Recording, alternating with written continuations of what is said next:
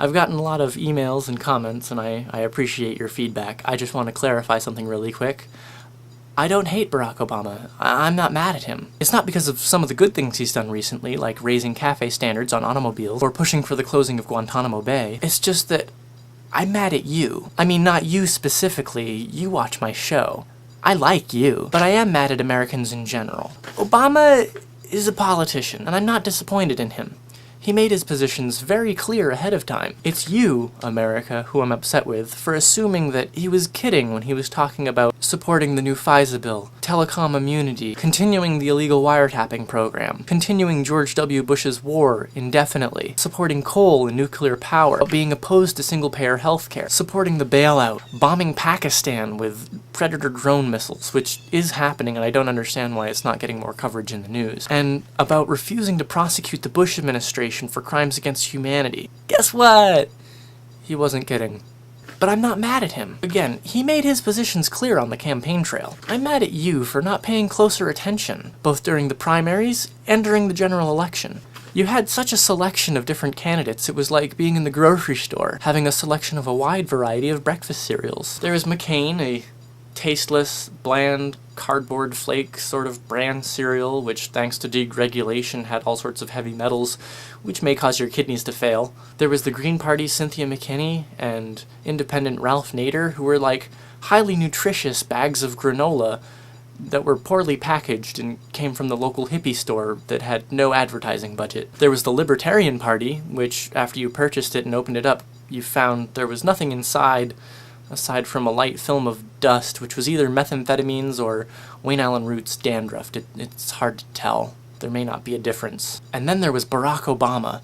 Hip, young, fresh. He was like a box of Fruity Pebbles, labeled now with more flesh-eating bacteria. But you were hoping that the box was just kidding about the flesh-eating bacteria. Now, personally, I like Fruity Pebbles, but I don't like flesh-eating bacteria. This past election, I went with the poorly packaged granola. Even though I love Fruity Pebbles, and I have bought it in the past. I've been burned before. I just didn't like the idea of eating a cereal that had flesh-eating bacteria in it. Not again. In this overextended cereal metaphor, flesh-eating bacteria stands for the poorly thought-through policies that I mentioned before. So a lot of people decided to just ignore the label about the flesh-eating bacteria on the Fruity Pebbles and go ahead and buy it and join in. And you were excited. You were hoping that the label was just kidding about the flesh-eating bacteria, and that you were getting what you hoped for. You were hoping that you were just getting sweet, fun, crunchy Fruity Pebbles. Well, guess what? Now you're getting leprosy. And you think you've got a right to complain? Well, you do. You absolutely should hold politicians accountable to your highest aspirations for government, but you have to be a leader, organize your community, be an activist. You were good at doing that when you were trying to get Barack Obama elected, but your work's not over now. You have to do a lot of follow-through to make sure the policies that you wanted to see enacted are seen through to the end. What really bugs me are the folks who are still munching away at that cereal that we all know is no good anymore.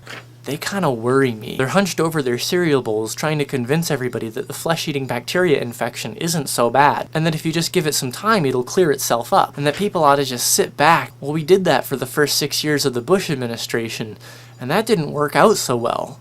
And we've been doing it so far for the Obama administration, and that really hasn't worked out so well either. Hillary Clinton recently said in China that human rights took a back seat to economic policy. We're dropping bombs on Pakistan, Afghanistan, Iraq. There's the whole bailout fiasco. And we have a lot of people left over from the Bush administration still running things and still enacting the same failed policies. We also have 2 off-budget wars, where Nancy Pelosi is using off-budget spending and emergency funds in order to fund the war in Iraq and Afghanistan. And the George W. Bush policy of extreme rendition, where they go and kidnap you, apparently that's continuing too. But you know what? Those things aren't even all Obama's fault. They're mostly your fault. Congress makes laws, and Congress is made of congresspeople, who you elected. Right now, the senator to your state, unless they're one of 6 people, voted against closing Guantanamo Bay. Yeah, that's right. Yeah, that's right. Democrats and Republicans alike both want to keep Guantanamo Bay open. Is it really so much better when Democrats are the ones who are doing these things? Start holding your elected representatives accountable. It doesn't matter if they're Democrat or Republican. Torture is wrong. Extraordinary rendition is wrong. Continuing George W. Bush's war is wrong. Bailout is wrong. Democratic leadership scapegoating Republicans for everything that they voted for is also wrong.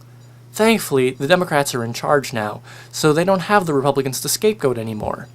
I guess that's why they're scapegoating the CIA now.